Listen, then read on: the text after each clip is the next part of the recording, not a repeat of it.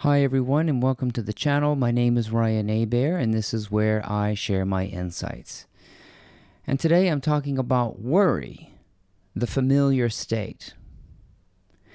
And I want to introduce you to the unfamiliar state, which is living unconditionally. And it has absolutely nothing to do with circumstances. Stick around and I'll try to unpack that the best I can.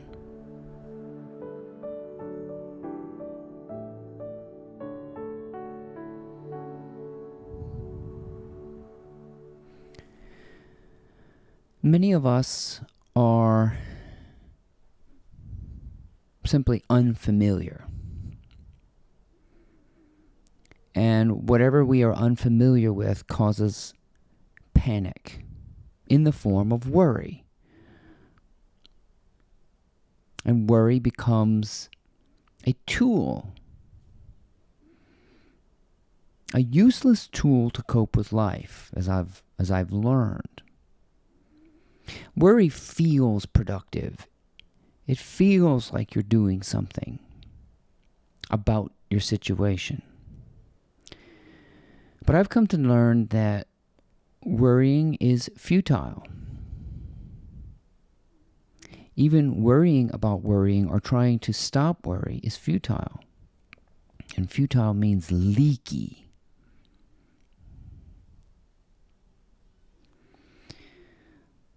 So what happens in your life is that you are on a journey of familiarization. You kind of know what it's like to adjust to something you initially were afraid of. It's called exposure. And that's what your life journey is about. It's about exposing you to your fear. And if you can learn to understand this, you'll start leaning into fear, understanding that it's actually supporting you. The things that you feel opposing you are actually your friend. So this journey of spiritual conversion is one that used to see everything adversarially. Contrast was everything that appeared as not me was my enemy, and I fought against it in the form of worry. And worry is a familiar state of being for a lot of people. So what happens is we are not familiar with being alone. A lot of us. Then we have to be. And it's almost as though you must learn to be alone for lengthy periods to realize it's not harmful. Being alone is not harmful. Many of us are not familiar with being single. And these are labels, of course. And then we have to be. A partner dies. A relationship unravels. And we are faced with being single or singleness. And that's what you would consider unfamiliar territory. And we panic as a comfort. Worry is like a drink of alcohol to an alcoholic. It's all we are familiar with is a chatty mind. Chat. What about this and this and this and this and this?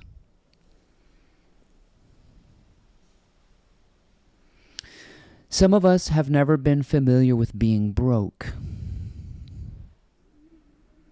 And then you find yourself broke.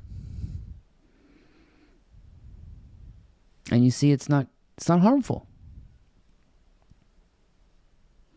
Ultimately, you will be familiarized with death. You will go through it.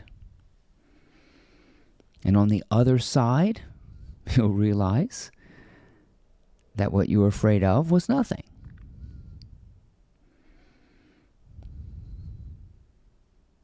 And the familiar state for a lot of modern society is worry. And it's embedded in our language.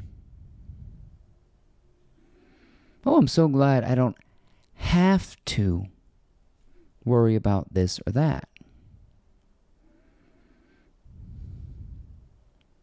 And you kind of wise up to how temporal and ephemeral circumstances are, and out of how you can't even control any of it. And that worry is just a bothersome thing, a meddling thing in the future which does not exist. Worry was my constant companion. It was my insidious bedfellow. I also loved and obsessed and fantasized about the future.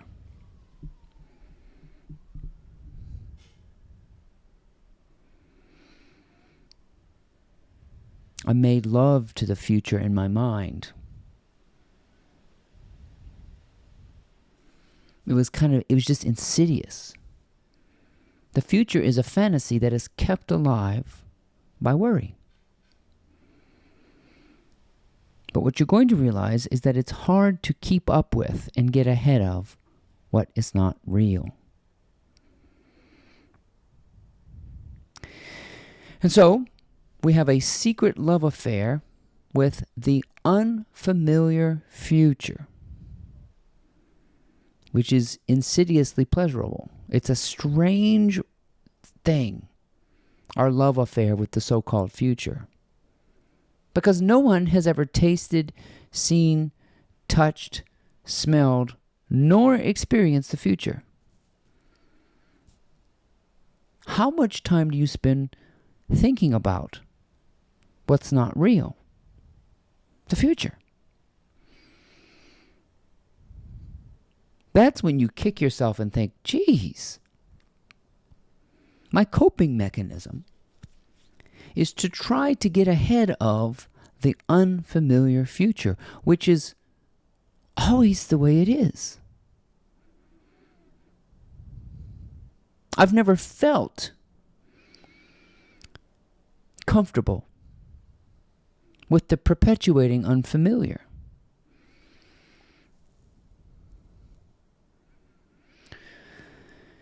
So you get familiar with now as soon as you can. You awaken to your senses. We call it, you come to your senses, and the senses are experienced in the present moment. Smell, hearing, touching, seeing, and there's being also.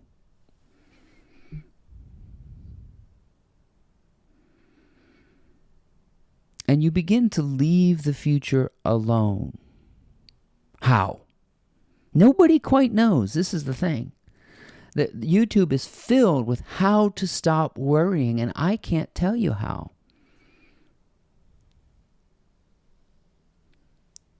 All I felt was an exhaustion from it. I was worn out.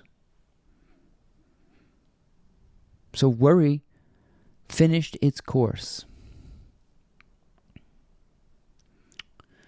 You first must examine how much time you spend romanticizing or predicting the future.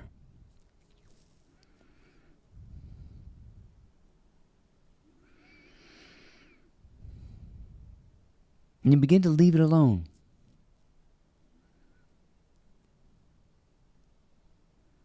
The future is not yours. You must call a truce with this truth that reality is unchangeable. And no amount of worry will allow you to get a leg up on what's going to happen next. What's going to happen next is none of your business.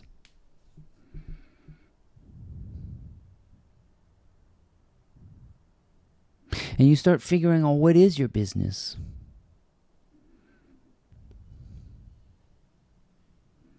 Your business is to be quiet. Your business is to appreciate your circumstances as they are. And fighting against the circumstance is futile. It's leaky. It doesn't do anything except put you in a perpetual state of paranoia. The future always will be unfamiliar. And you're kidding yourself if you think you have it all planned out.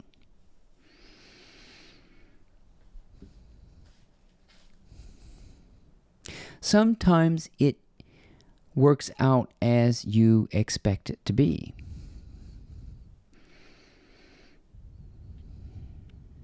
Sometimes it does. It's amazing how many times I can get it right.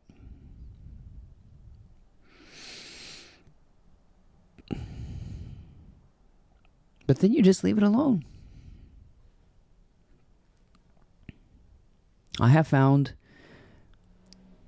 that sitting and observing my mind without judging the thoughts that pop up or trying to control stopping it, but just to sit in the silence and to let my mind be what it is. Yesterday I meditated for a while and I kept singing a song. I had an earworm stuck in my head and I wanted to get frustrated about it. But I let my mind play that song as many times as it needed to play it. It eventually stopped.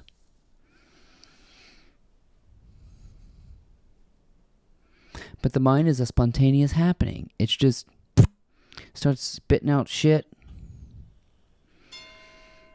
And the business of allowing the mind to spew out stuff is fine.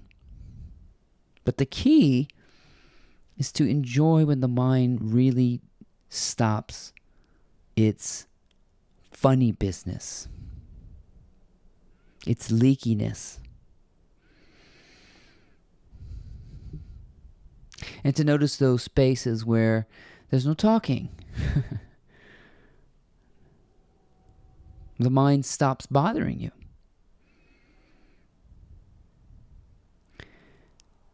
That's truth. Those spaces when the mind isn't saying anything. And what happens is those spaces begin to grow larger. The mind slows down all by itself. This is all going to happen by itself, by the way. And what was the unfamiliar state and the familiar state merge together in the present moment. And there are no more labels, and there's really no more future, and there's no more past. You just allow it to unfold. And if you notice something bothersome, you'll be quicker to let it go.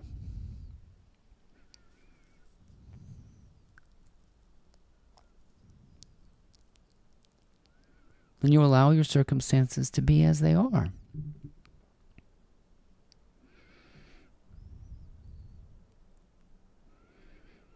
And as you remain alert, you can notice variances and contrast, but they don't have to be enemies. You see, everything you think and everything you say is a reflection of who you are. Even stuff you say about other people. All of the words that you speak are autobiographical. Even if it's about another person. Now, this is a deep spiritual insight, which you may not have come to terms with yet. But you get very careful about what you say. About your finances, because you are speaking about yourself. You get very careful about what you say about others because you are speaking about yourself. You are naming the name above all names when you speak. So we are getting information about who you are or who you think you are every time you open your mouth.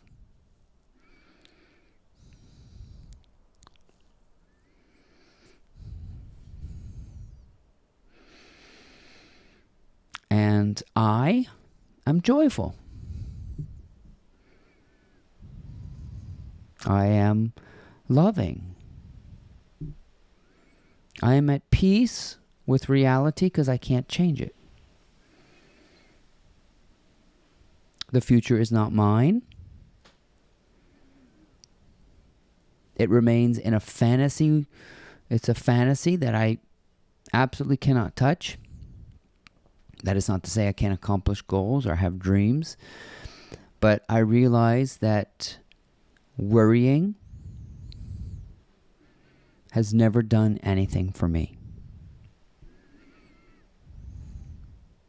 And that once that paranoia begins to subside as you observe your mind, what's left is this, it's kind of a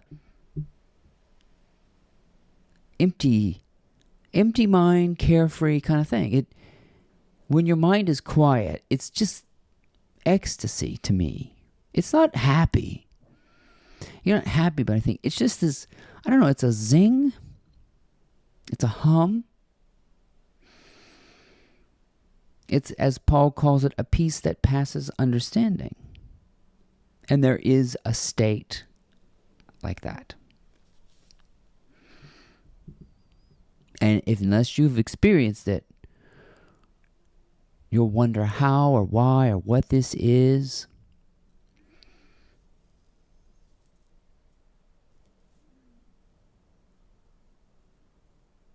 But you got to recognize worry as a way of coping that is not necessary. And I invite you to sit in the silence. The most enjoyable part of this little talk has been the spaces in between.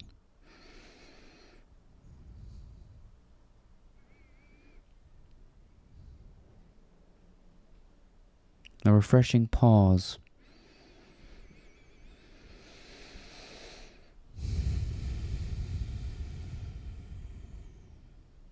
And in that wonderful space, love just kind of starts to bubble up in you. And you bring that with you. You can bring that spaciousness within you. You bring it everywhere. Even into the unfamiliar. Because in this equal state or equanimity, unfamiliar and familiar are labels. It's just the present moment is always is just as this is, with no labels, unchangeable, off limits.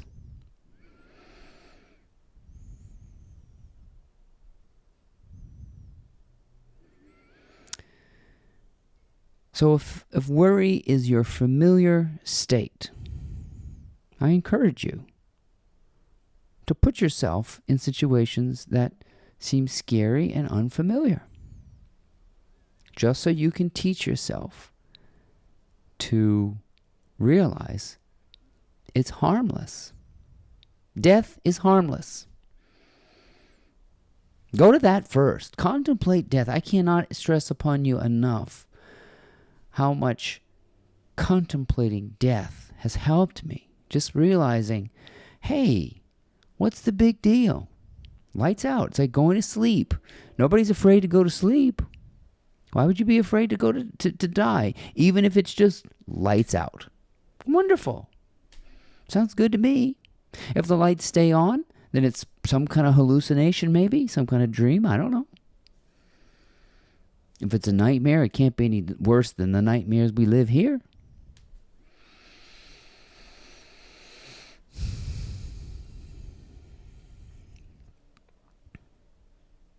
Sit in silence.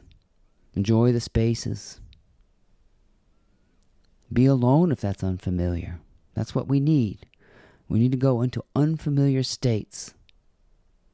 Be with unfamiliar people in unfamiliar circumstances and maintain that wonderful open spaciousness. That none of this is harmful. We're just paranoid. My name is Ryan Abair. I hope you enjoyed these insights. And if you have, I would like to encourage you to check out my blog. It's called mymorningmotivator.com. We'll see you next time.